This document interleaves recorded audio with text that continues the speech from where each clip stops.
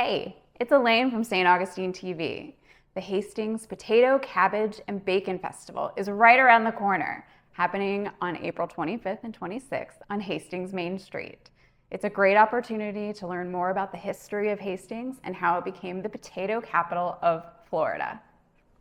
It's one of those places that people drive through without really thinking about it, but its existence is tied directly to St. Augustine's booming tourist industry of the 19th century.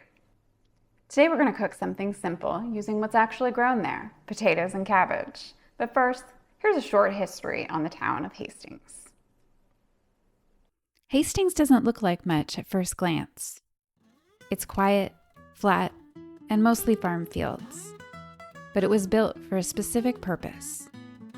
In the late 1800s, Henry Flagler was building St. Augustine into a winter destination. Large hotels like the Ponce de Leon and the Alcazar welcomed wealthy northern visitors escaping the colder weather for a more moderate climate. These hotels needed a steady supply of fresh food, and in the winter, most of the country couldn't grow anything. To solve that, Flagler recruited his cousin, Thomas Horace Hastings, to start a farm inland. Around 1890, Hastings established the Prairie Garden Farm along the Florida East Coast Railway, and a small settlement quickly formed around it. It worked well. There was fertile land, there was a winter growing season, and most importantly, there was a railroad. Crops could be grown here and loaded onto trains, and in a matter of hours, they were on the plates in St. Augustine. One crop proved to grow quite well here: potatoes. They were cheap to grow, easy to ship, and were ready to harvest at exactly the right time, when the rest of the country was still frozen. That's how Hastings became known as the potato capital of Florida. Cabbage followed for similar reasons. It grows in the same season, and it helps balance out the soil when you rotate the crops. So what you ended up with was a full winter farming system: potatoes, cabbage, and a whole network built around getting food from here to St. Augustine fast. By the early 1900s, Hastings was a full-fledged agricultural town, with packing houses, ice plants and storage, rail depots, and worker housing. At its peak, it was a thriving farm economy built almost entirely around winter vegetables. And that's the story of Hastings.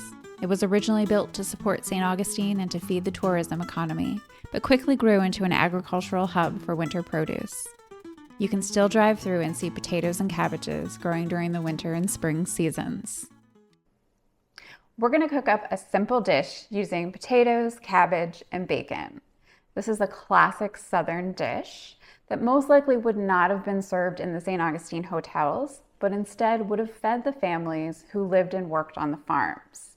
It's filling and it uses ingredients that were grown right there.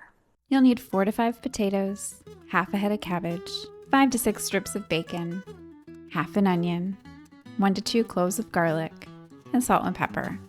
That's it. Start with the bacon.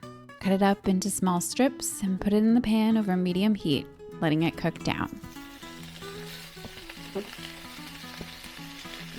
The whole point of cooking down this bacon is to get the fat. That's what we're going to cook everything else in, and it's going to give a great flavor. I'm going to remove the bacon, set that off to the side while we cook the rest. Chop your potatoes into small pieces so they cook evenly, and then put them straight into the pan. You'll salt them and then leave them alone for a bit so they can brown.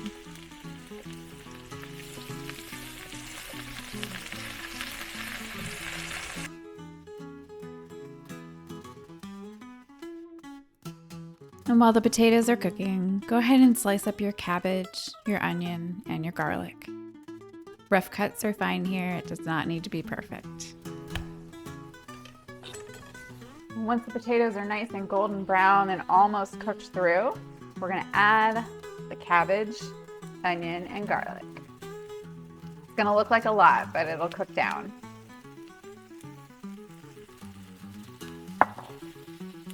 Add that in, and we're going to hit it with some more salt, and then mix it all together.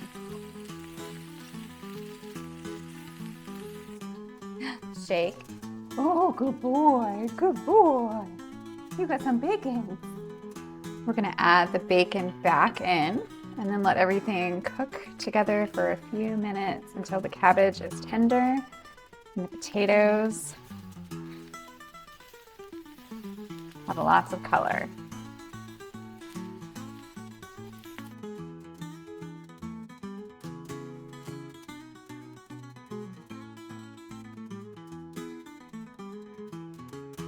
And that's it, a simple dish built from what grows around here.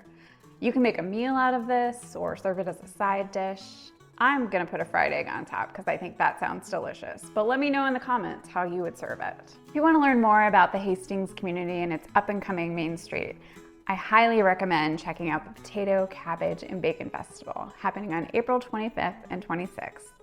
It's a great community event with good food, music, and even lawnmower races, which are a hoot.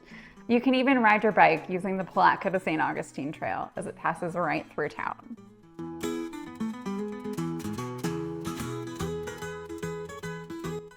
Thanks for watching. If you enjoy local St. Augustine content, please like and subscribe.